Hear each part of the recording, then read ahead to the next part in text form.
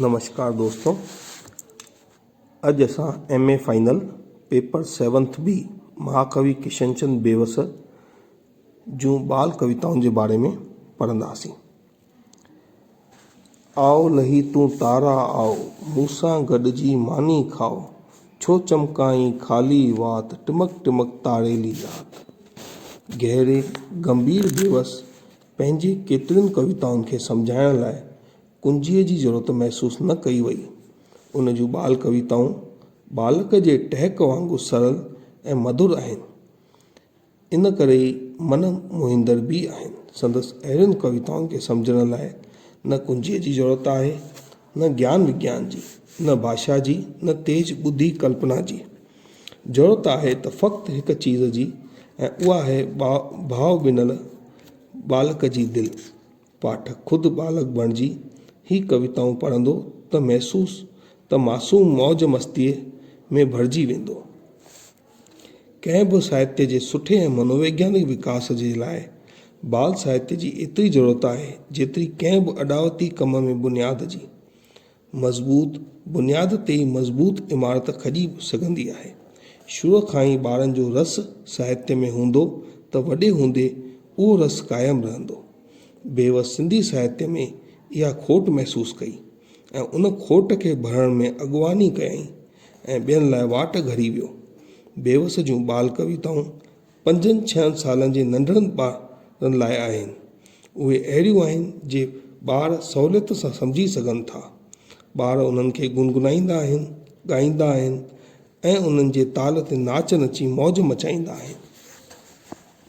बेवस घणियूं ई बाल कविताऊं लिखियूं, जिन मां फ़क़्ति 14 किताबी सूरत में छपियूं आहिनि।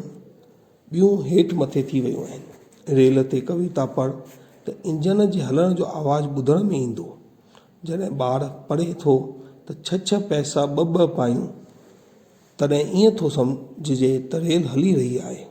साॻिए तरह कुकड़ वारी कविता में कुकड़ू कू पढ़ण वक़्तु कुकड़ जे कुकड़ू कू जो आवाज़ु ॿुधण में ईंदो ऐं महसूसु कबो त कुकुड़ असांजे अॻियां नची ठेंग टिपा ॾेई रहियो आहे।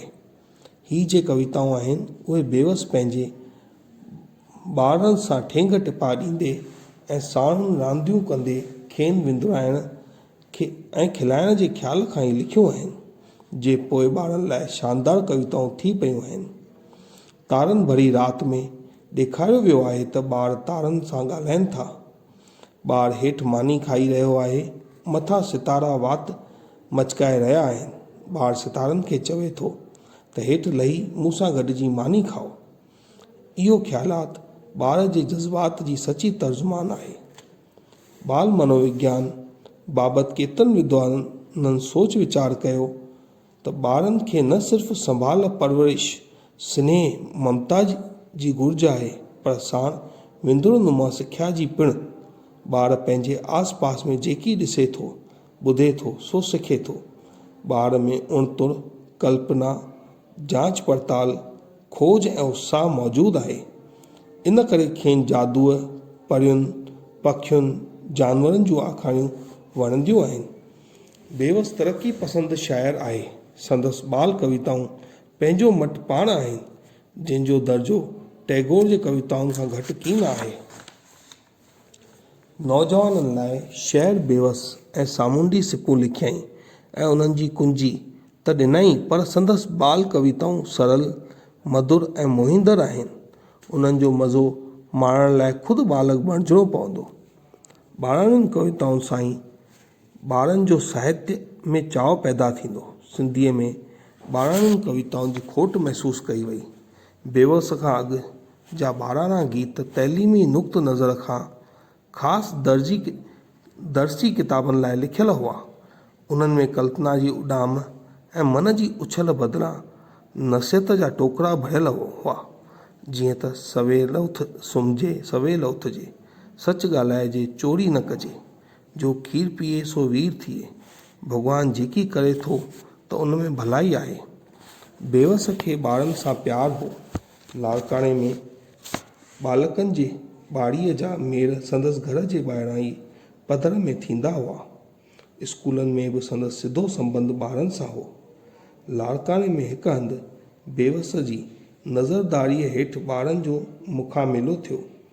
खेसि ॿारनि ज़हरी मासूम दिलि हुई। संदसि ॿारहंनि गीतनि जा विषय आहिनि बाग़, तारा, चंड, बादल, बिजली, बूंदूं, हवा, वण ॿूटा, गुल, पखी, जानवर, रेल, पींघ, फूकणो, वारीअ जो घरु। ॿारनि खे ॾिसण ऐं ॿुधण तरीक़े सेखारियो आहे। हिननि लाइ कविताउनि जी ॿोली सरल हुजे जो गुनगुनाए ऐं ताल मिलाए सघनि। पंहिंजी रचना शक्तिअ मुताबिक़ ॿार अक्सर कागज़ जा रांदीगा ठाहे रांदि कंदो आहे। पंहिंजे सिरजियल चीज खे ॾिसी फुलियो न समाइजंदो आहे। कवि लिखे थो, आयो पाणी लेट किरी कागज़ जी हीअ ॿेड़ी तरी, कारीगर जी कान न काई मूं हीअ पंहिंजी पाण बणाई, गन न ॾींदी वंज न हणंदी मुंहिंजी ॿेड़ी बार न खणंदी। ॿार पंहिंजे ॿूझ आहर कागज़ जी ॿेड़ी ऐं ॿिया रांदीका ठाहिनि था।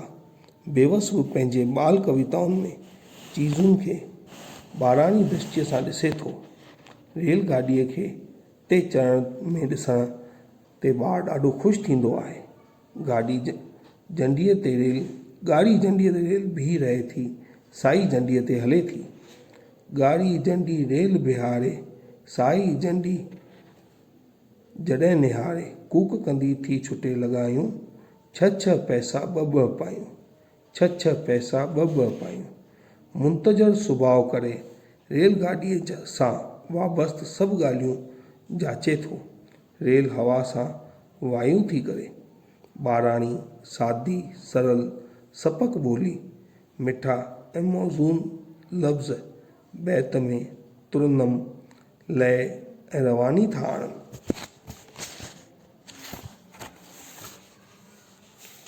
अॻियां शाइर लिखे थो, अॻियां इंजन में साहिब कारो, पुठियां गार्ड थियो झंडियुनि वारो, पोर्टर घंटीअ लाइ भॼायूं, छह पैसा ॿ पायूं। केॾी न सुहिणी कविता लेखक लिखी आहे।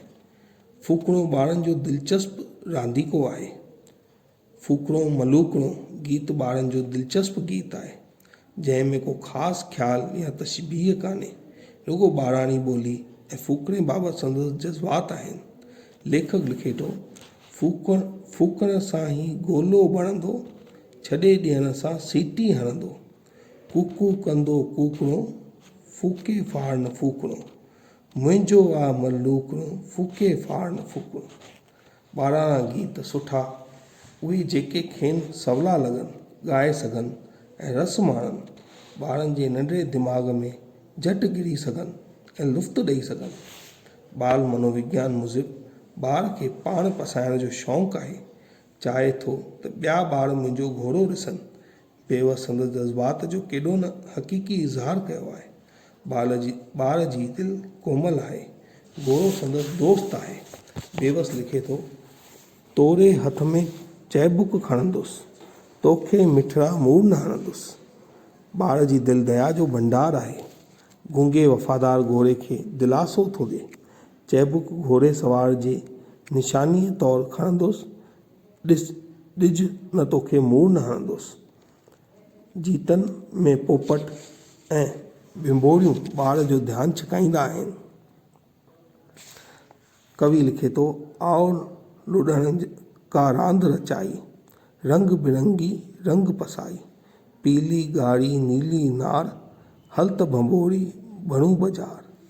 ॿारनि खे घोड़े रांदि में मज़ो अचे, ॿियो न त पीउ ॾाॾे खे घोड़ो बणाए ॿुचकार ॾेई पाण बि लुफ़्त माणे त घोड़े खे बि मौज वठाए। बेवस पारखू हो, ॿारनि जूं पसंदियूं परखे उन्हनि मूजिबि गीत ॻायईं। आसमानी निज़ारनि बाबति ॿार अनेक सुवाल पुछंदा आहिनि। राति जो चंड तारा ऐं ॾींहं जो बादल ॾिसी उन्हनि बाबति अलाए कहिड़ियूं कहिड़ियूं कल्पनाऊं कंदा आहिनि।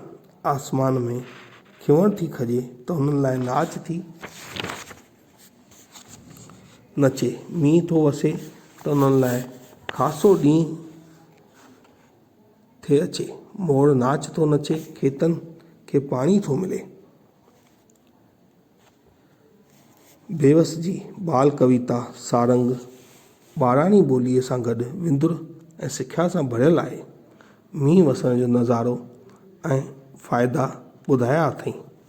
अॼु एसि ताईं पढ़ंदासीं, सुभाणे अॻिते। महिरबानी।